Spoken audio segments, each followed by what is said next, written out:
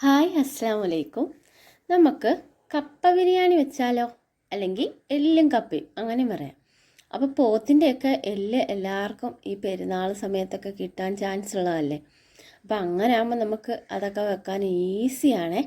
അതുപോലെ നല്ല ടേസ്റ്റ് എന്ന് പറഞ്ഞാൽ നല്ല ടേസ്റ്റാണ്. ഈ ഒരു റെസിപ്പിയിൽ ഒന്ന് വെച്ച് നോക്കണം. ഇങ്ങനെ ഒന്ന് വെച്ച് നോക്കിയാൽ അതിൻ്റെ യഥാർത്ഥ ടേസ്റ്റിന് നമുക്ക് കഴിക്കാൻ പറ്റും.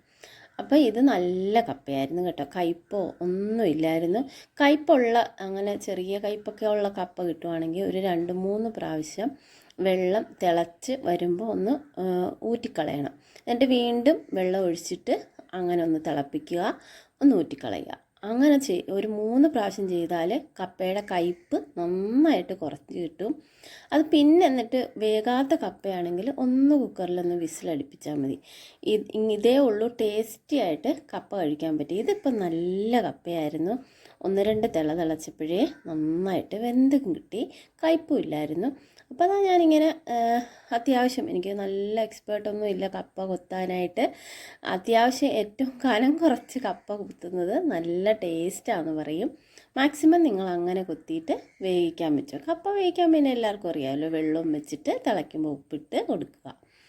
അപ്പോൾ അതാ ഞാൻ ചെറുതായിട്ട് അരിഞ്ഞ സവാള വെളിച്ചെണ്ണ ഒഴിച്ചിട്ട് നമുക്ക് ഒന്ന് വഴറ്റി കൊടുക്കാം. നമുക്ക് ബീഫിന് എന്ന് വെച്ചാൽ എല്ലോട് കൂടിയുള്ള ബീഫുണ്ടല്ലോ, അത് നമുക്ക് കറി വെച്ച് എടുക്കാം. അപ്പോൾ അതിന് വേണ്ടി ഞാൻ ചെറുതായിട്ട് ഒരു വലിയ 2 സവാള, അല്ലെങ്കിൽ ഒരു മീഡിയം ആണെങ്കിൽ 3 എണ്ണമേ അത്യാവശ്യം സവാള വേണം. കാരണം അതിന് അത്യാവശ്യം നല്ല ഗ്രേവി വേണം കേട്ടോ. അതുകൊണ്ട് നല്ല ചെറുതായിട്ട് അരിയുമ്പം പെട്ടെന്ന് വഴന്ന് ഉടഞ്ഞു വരും. അതുകൊണ്ടാണ് ഞാൻ ഈ ഒരു ടൈപ്പിൽ അരിഞ്ഞെടുത്തത്. കാരണം ഇത് നല്ല കുഴമ്പ് പോലെ ആക്കിയെടുക്കണം നമുക്ക്. അതുപോലെ നന്നായിട്ടൊന്ന് വഴറ്റിയെടുക്കാം. ഇത് നല്ല ടേസ്റ്റ് എന്ന് പറഞ്ഞാൽ കുരുമുളകിൻ്റെയും അങ്ങനെ നല്ലൊരു ടേസ്റ്റിൽ നമുക്ക് കഴിക്കാൻ പറ്റും ഈ ഒരു രീതിക്ക് കപ്പ വെച്ചാൽ.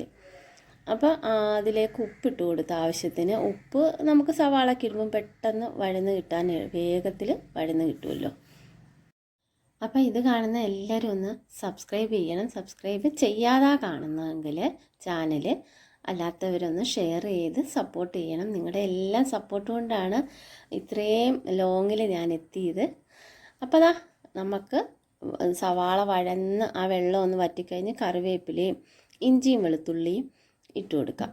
അപ്പം നന്നായിട്ട് ഈ ഒരു കളറില്ലേ, ഒരു ഗോൾഡൻ കളറ്, ആ കളറാവുന്നിടം വരെ നമുക്കൊന്ന് വഴറ്റിയതിന് ശേഷം നമുക്ക് പച്ചമുളക് ഇട്ട് കൊടുക്കാം. എല്ലാവരും ആദ്യം ചെന്ന് ഇഞ്ചിയും വെളുത്തുള്ളിയും പച്ചമുളകും ഒന്നിച്ച് ചതച്ചിട്ട് ഒരു കുത്തൽ മണം വരും കേട്ടോ. അപ്പോൾ യഥാർത്ഥ മണം വരുന്ന നല്ല പോലെ കരിയാതെ പച്ചമുളകിൻ്റെ ആ ടേസ്റ്റ് കിട്ടണമെങ്കിൽ നമ്മൾ ലാസ്റ്റ് ഇട്ട് കൊടുക്കണം പച്ചമുളക് കേട്ടോ.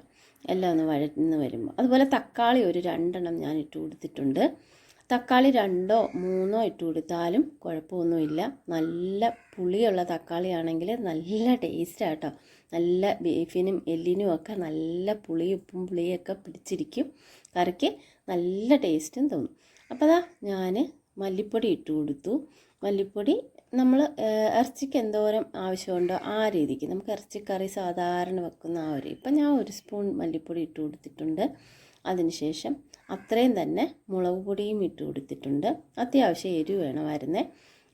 നിങ്ങൾക്ക് കുരുമുളകിൻ്റെ ടേസ്റ്റും അതുപോലെ മുളക് പൊടിക്ക് നല്ല എരിവാണെങ്കിൽ 1/2 സ്പൂൺ മതി കേട്ടോ. അതുപോലെ 1/4 സ്പൂൺ മഞ്ഞൾപ്പൊടിയും കൂടി ഇട്ട് കൊടുത്തിട്ടുണ്ട്. അതുപോലെ ഗരം മസാലപ്പൊടി ബീഫിന്, അതുപോലെ തന്നെ ഒരു 1/4 സ്പൂൺ പെരിഞ്ജീരകപ്പൊടി കൂടി ചേർത്ത് കൊടുത്തിട്ടുണ്ട്. എന്നിട്ട് എല്ലാം കൂടെ നമുക്കൊന്ന് മിക്സ് ചെയ്ത് കൊടുക്കാം. നല്ല പോലെ കളർ ചേഞ്ച് ആവുന്നിടം വരെ വഴറ്റി കൊടുക്കാം. ഒരുപാട് എണ്ണ അങ്ങ് ആദ്യമേ കോരി ഒഴിക്കരുത്. കാരണം ബീഫിന് അത്യാവശ്യം ആ ബീഫിനകത്ത് മജ്ജയും കൊഴുപ്പും എല്ലാം ഉണ്ടല്ലോ. അപ്പോൾ അത്യാവശ്യം തന്നെ ബീഫിനകത്ത് നല്ല ഒരു കൊഴുപ്പുണ്ട്. അപ്പോൾ അതിന് എണ്ണ മാക്സിമം കുറച്ച് ഉള്ളിയൊക്കെ വഴറ്റാനെടുക്കുക. ഇത് കണ്ടില്ലേ, അത്യാവശ്യം നല്ല മഞ്ഞൾപ്പൊടിയും ഉപ്പും മാത്രം ഇട്ടാണ് ഈ ബീഫ് വേവിച്ചത്. എല്ലും ഉണ്ട് അതിൽ, ഇറച്ചിയുണ്ട്. രണ്ടും കൂടെ ഒന്ന് മിക്സ് ചെയ്ത് ഇച്ചിരി കൊഴുപ്പായിട്ട് എടുക്കണം. അതിനകത്ത് നെയ്യും എല്ലാം അങ്ങനെ അങ്ങ് കട്ട് ചെയ്ത് കളയാതെ കുറച്ച് കൊഴുപ്പോട് കൂടി എടുക്കണം. എന്നാലേ ഉള്ളൂ നമുക്ക് ആ തട്ടുകടയിൽ ആ എല്ലും കപ്പയുടെയും ടേസ്റ്റ് കിട്ടത്തുള്ളൂ കേട്ടോ. നിങ്ങൾക്ക് വേണ്ടെങ്കിൽ ഒഴിവാക്കാം, പക്ഷേ ആ ഒരു ടേസ്റ്റിൽ നമുക്ക് കിട്ടണമെങ്കിൽ അങ്ങനെ തന്നെ. ബീഫ് നന്നായിട്ട് ഉപ്പും മഞ്ഞൾപ്പൊടിയും ചേർത്ത് കുക്കറിൽ നല്ല പോലെ നിങ്ങളുടെ കുക്കറിൽ എന്തോരം ഇറച്ചി വേകാൻ വിസിൽ ആവശ്യമാണോ ആ വിസിൽ അത്രയും അടിക്കുക. അതുപോലെ തന്നെ ഞാൻ 2 വിസിൽ അടിച്ചതിന് ശേഷം സിമ്മിലിട്ടിട്ട് കുറേ നേരം നമുക്ക് ഇറച്ചി നല്ല പോലെ ഒന്ന് വെന്ത് കിട്ടണം. കാരണം എല്ലുള്ളത് കൊണ്ട്. അപ്പം നല്ല എല്ലൊക്കെ നമുക്ക് കടിച്ച് തിന്നാൻ പറ്റുമേ. അപ്പോൾ അതാ നല്ല കുരുമുളക് പൊടി എന്ന് വെച്ചാൽ കുരുമുളക് ഒരുപാട് അങ്ങ് പൊടിയാക്കാതെ ഒരു ചതച്ച് ഇടയ്ക്കൊന്ന് കടിക്കാൻ കിട്ടണേ. അതാണ് അതിൻ്റെ ടേസ്റ്റ്. നമ്മൾ കല്ലിൽ ഇങ്ങനെ ചതച്ചെടുത്താൽ മതി. ബീഫ് കണ്ടില്ലേ നല്ല പോലെ വെന്ത് നല്ല എല്ലൊക്കെ നല്ലപോലെ വെന്ത് വരണം. അതേപോലെ കുക്കറിലിട്ട് വേവിച്ചിട്ട് ആ വെള്ളമൊന്നും കളയരുത്. ആ വെള്ളത്തോട് കൂടി തന്നെ ഈ മസാലയിലേക്ക് ബീഫ് ഇട്ട് കൊടുക്കണം. ഇത്രയേ ഉള്ളൂ പരിപാടി. ഒരുപാട് പരിപാടികളൊന്നുമില്ല. നമ്മൾ സാധാരണ കറി വെക്കുന്നതിലും കുറച്ചുകൂടെ ഈ എല്ലൊക്കെ ആയതുകൊണ്ടൊന്ന് നന്നായിട്ടൊന്ന് വേവിച്ച് എടുക്കണമെന്ന് മാത്രമേ ഉള്ളൂ. മസാലയൊക്കെ ഈ ഒരു അളവിൽ ചേർത്ത് കൊടുക്കണം. അപ്പം നല്ല പോലെ വറ്റിച്ചെടുക്കാം. അതിനുശേഷം നമുക്ക് കപ്പ ഒന്ന് താളിച്ചെടുക്കണം. ഇത് വിട്ടുപോലെ കപ്പയൊന്ന് താളിച്ചെടുത്താലേ ഉള്ളൂ അതിൻ്റെ യഥാർത്ഥ ടേസ്റ്റ് കിട്ടത്തുള്ളൂ.